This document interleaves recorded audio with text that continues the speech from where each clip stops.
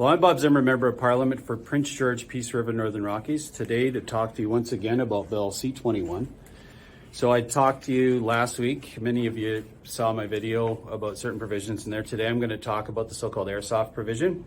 And it's right away in page 1, and it's in reference to replica firearms. So I'm just going to get right into it. So the definition of replica firearm means any device that is designed or intended to exactly resemble or to resemble with near precision a firearm that is designed or adapted to discharge a shot, bullet, or other projectile at a muzzle velocity exceeding 152.4 meters per second and at a muzzle energy exceeding 5.7 joules.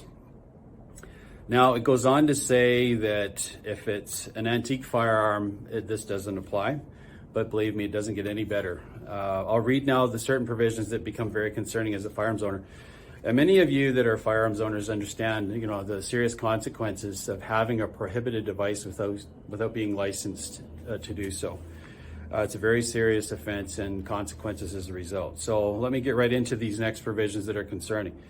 Certain firearms deemed to be prohibited devices. So it's going to define what those are.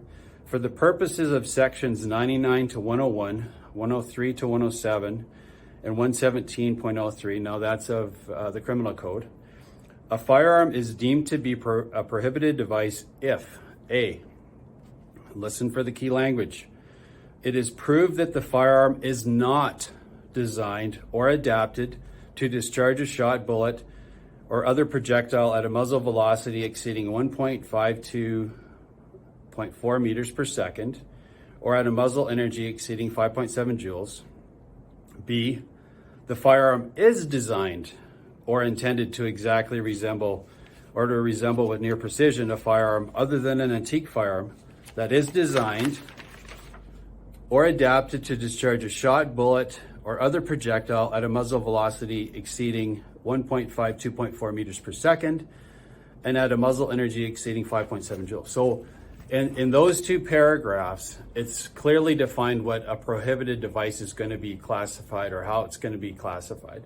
That means if you have a pellet gun, a BB gun, which can exceed that 500, to use the same language here, 152.4 meters per second, which the equivalent is about 500 feet per second. So it's saying anything above that looks like one of these prohibited devices that the Liberals just deemed prohibited with their order in council. So if you have a pellet gun and a BB gun that look like a prohibited device, by this law passing, it will be also a prohibited device.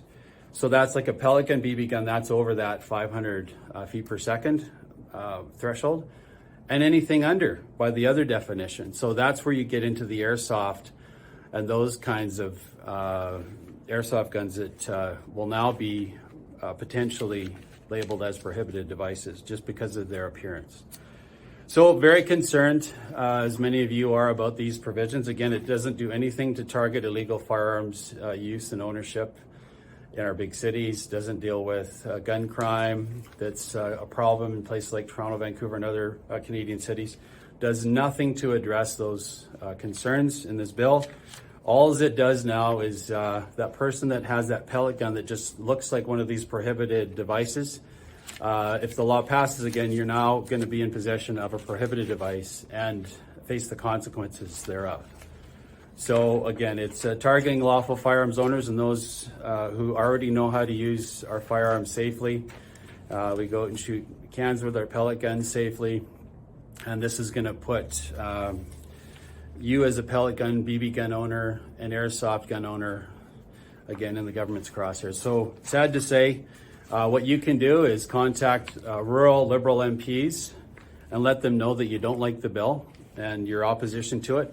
I challenge you to actually look up the bill yourself and read through it. It's not that long, it's about 40 pages. You can find it on the PARL site, so Parliament site, look up legislation, Bill C-22 in the 43rd Parliament.